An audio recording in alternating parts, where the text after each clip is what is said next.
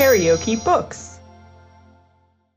Moby-Dick, or The Whale. Herman Melville. Audiobook. Chapter 128. The Pequod meets the Rachel. Next day, a large ship, the Rachel, was descried, bearing directly down upon the Pequod, all her spars thickly clustering with men. At the time the Pequod was making good speed through the water, but as the broad-winged windward stranger shot nigh to her, the boastful sails all fell together as blank bladders that are burst, and all life fled from the smitten hull. "Bad news, she brings bad news," muttered the old manxman. But ere her commander, who, with trumpet to mouth, stood up in his boat, ere he could hopefully hail, a Hobb's voice was heard. "Hast seen the white whale?" "Aye, yesterday." "Have ye seen a whale boat adrift?"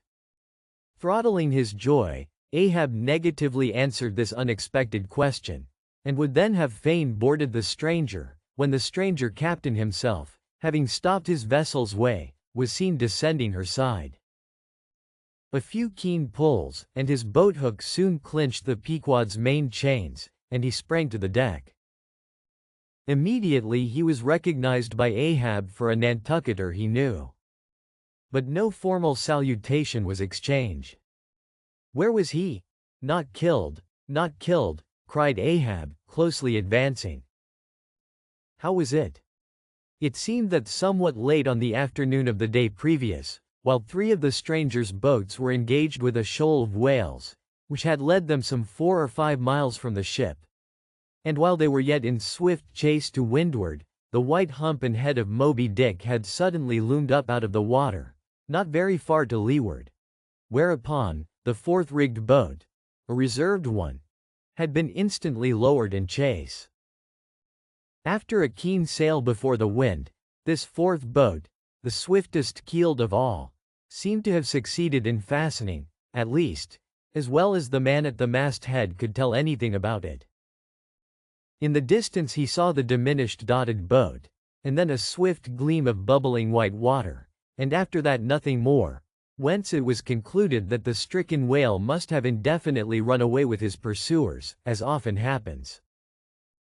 There was some apprehension, but no positive alarm, as yet. The recall signals were placed in the rigging. Darkness came on, and forced to pick up her 3 far to windward boats, ere going in quest of the fourth one in the precisely opposite direction.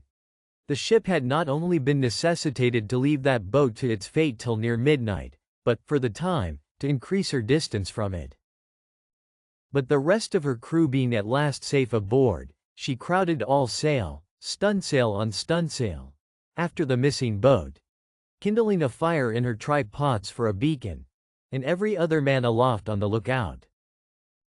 But though when she had thus sailed a sufficient distance to gain the presumed place of the absent ones when last seen, though she then paused to lower her spare boats to pull all around her, and not finding anything, had again dashed on, again paused, and lowered her boats, and though she had thus continued doing till daylight, yet not the least glimpse of the missing keel had been seen. The story told, the stranger captain immediately went on to reveal his object in boarding the Pequod. He desired that ship to unite with his own in the search, by sailing over the sea some 4 or 5 miles apart, on parallel lines, and so sweeping a double horizon, as it were. "I will wager something now," whispered Stubb to Flask, "that some one in that missing boat wore off that captain's best coat. Mayhap, his watch. He's so cursed anxious to get it back." Who ever heard of 2 pious whale ships cruising after one missing whaleboat in the height of the whaling season? "See, Flask, only see how pale he looks, pale in the very buttons of his eyes. Look, it wasn't the coat, it must have been the—" "My boy, my own boy is among them. For God's sake, I beg, I conjure," here exclaimed the stranger captain to Ahab, who thus far had but icily received his petition. "For 48 hours let me charter your ship. I will gladly pay for it, and roundly pay for it, if there be no other way, For 48 hours only that, you must, oh, you must, and you shall do this thing. His son, cried Stubb, oh, it's his son he's lost. I take back the coat and watch, what says Ahab? We must save that boy. He's drowned with the rest on him, last night, said the old Manx sailor standing behind them. I heard, all of ye heard their spirits.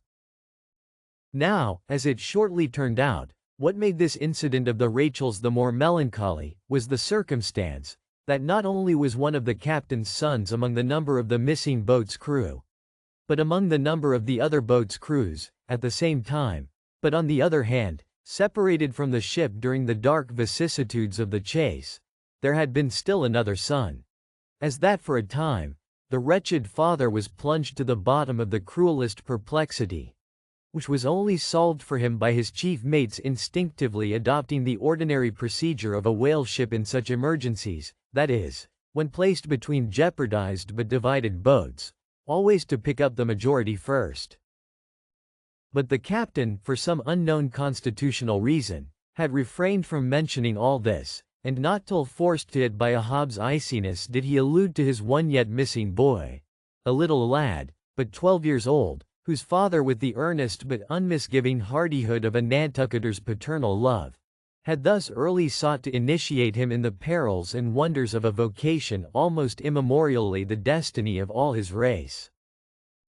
Nor does it unfrequently occur, that Nantucket captains will send a son of such tender age away from them, for a protracted 3 or 4 years' voyage in some other ship than their own, so that their first knowledge of a whaleman's career shall be unenervated by any chance display of a father's natural but untimely partiality, or undue apprehensiveness and concern. Meantime, now the stranger was still beseeching his poor boon of Ahab. And Ahab still stood like an anvil, receiving every shock, but without the least quivering of his own. I will not go, said the stranger, till you say aye to me. Do to me as you would have me do to you in the like case. For you too have a boy, Captain Ahab, though but a child, and nestling safely at home now. A child of your old age too. Yes, yes, you relent. I see it. Run, run, men, now, and stand by to square in the yards. Avast, cried Ahab. Touch not a rope yarn. Then in a voice that prolongingly molded every word, Captain Gardiner, I will not do it. Even now I lose time. Goodbye, goodbye. God bless ye, man, and may I forgive myself, but I must go. Mr. Starbuck, look at the binnacle watch, and in 3 minutes from this present instant warn off all strangers. Then brace forward again, and let the ship sail as before. Hurriedly turning, with averted face, he descended into his cabin, leaving the strange captain transfixed at this unconditional and utter rejection of his so earnest suit.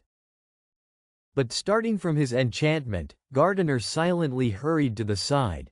Morfelden stepped into his boat, and returned to his ship. Soon the two ships diverged their wakes, and long as the strange vessel was in view, she was seen to yaw hither and thither at every dark spot, however small, on the sea.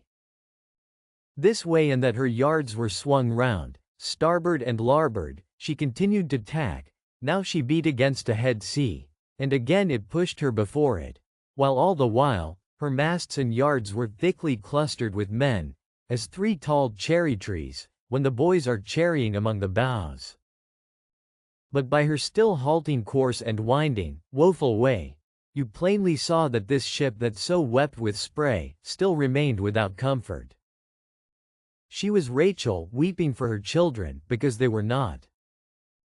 If you liked what you heard, please subscribe to the channel.